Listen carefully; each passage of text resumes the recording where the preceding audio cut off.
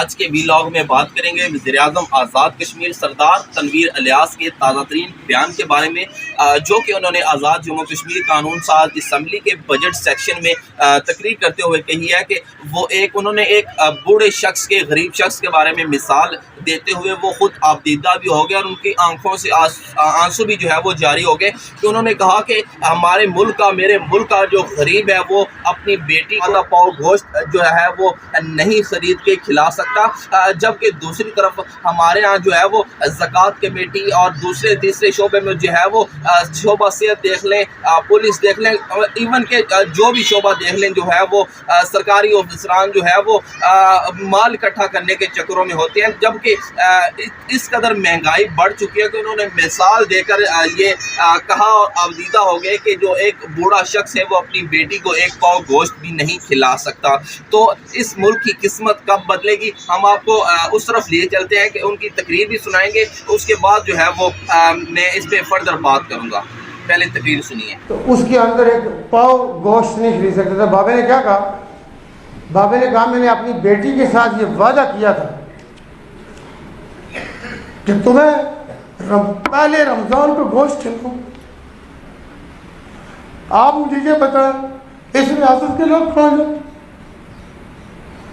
68% क्यों दे रहे हो?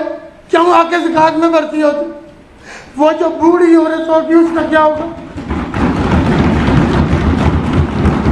कहते हैं हम रियासत के लिए बैठे। उस पुलिस अफसर ने वो तमाशा देखा, उसने उसको सोशल मीडिया पे डाला कि बाबे के आंसू थे कि मैं अपनी बेटी को आज 17 रमजान जंगे बदर का एक पाव गोश्त नहीं दे सकती। कैसे मुल्क है हम, कैसे इंसान है हम, कौन है हम दीन मोहम्मद पर चलने वाले हैं? कौन सी नस्ल है हम, कौन सी इंसानियत है? मुझे बताएं। अगर वो उस लेवल का पुलिस अफसर न होता, वो जो 15 पुलिस, पंजाब पुलिस का आपने थानेदार नहीं देखा जो देहातों के अंदर, उस जैसा कोई दरिंदा होता उस बाबे को नाली में फेंक दो, वो बात किसी तक पहुंचती। अब मुझे ये बताएं कि साल के 3000 रुपये दे रहे, इस पे किसी की तवज्जो नहीं जाती। ये जो बैठे हुए यहाँ पे, ये अपने आप को हार्वर्ड के पढ़े हुए, ये कहाँ थे? ये इतने साल हुकूमतें करते रहे, इन्होंने इंसानियत इनको याद नहीं आई। हम अगर बोलते नहीं है तो इसका क्या मतलब है कि हमें कुछ नहीं पता? खुदा की कसम, आप आज़ाद कश्मीर के अस्पतालों में मरीजों को नहीं देख सकते कि किस कैफियत में है।